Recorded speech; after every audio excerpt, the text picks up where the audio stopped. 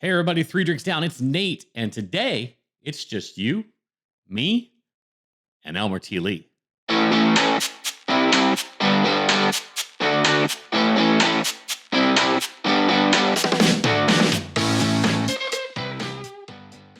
So, like I said at the top, it's just you, me, and Elmer T Lee today.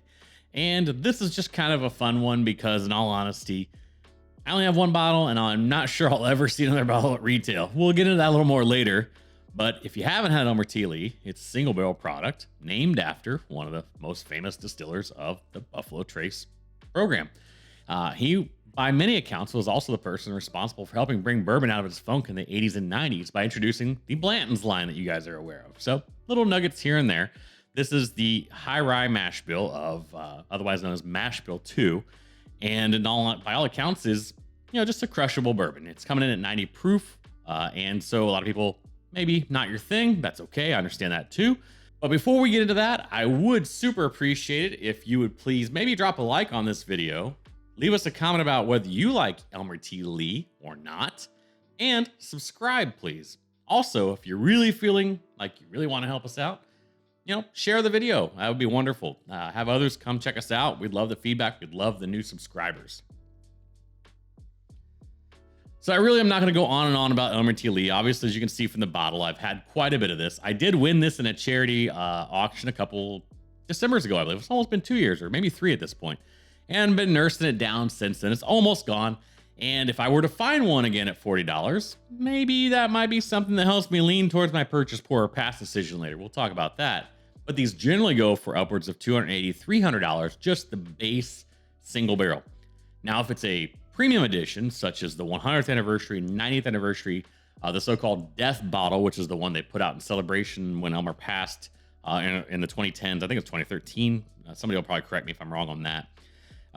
Those are going in sometimes in the thousands of dollars. So again, something at $40 a retail and has a huge secondary market just simply because of, availability really. But let's get into it real quick. I've had this so many times. I probably could have told you the notes right off the rip to begin in without actually smelling it. So a little bit of breadiness there, some definite vanilla, nice little touch of oak, and a little bit of rye. It is the high rye mash bill, so you definitely pick that out.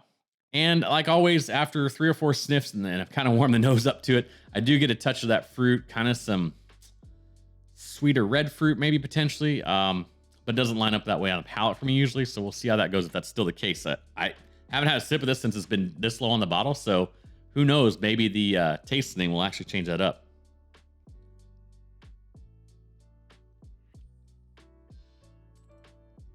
Oh, okay. Yeah, the fruit is a little more. It's bright red.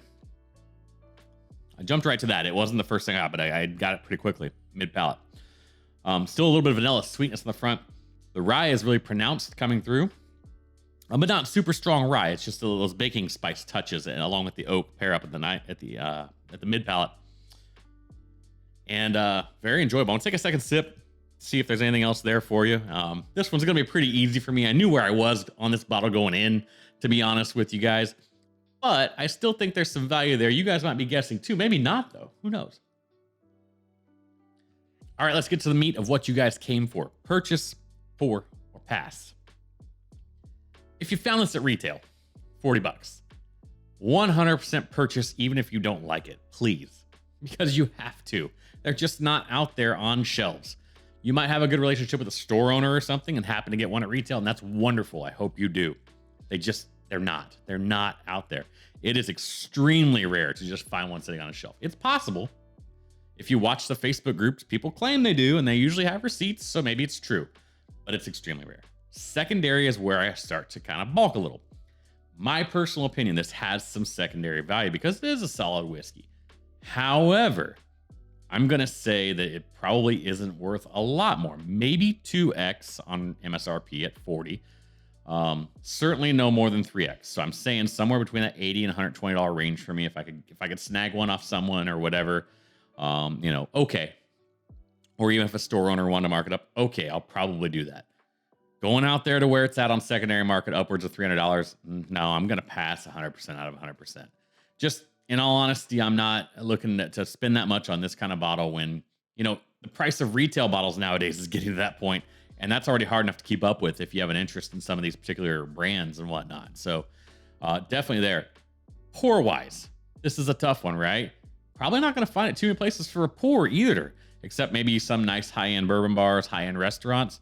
Probably worth a pour if and a bottle is not an option. So I kind of gave you two, but this is just definitely not a pass if you've never had it in particular. But otherwise, guys, I absolutely am a purchase on this at retail.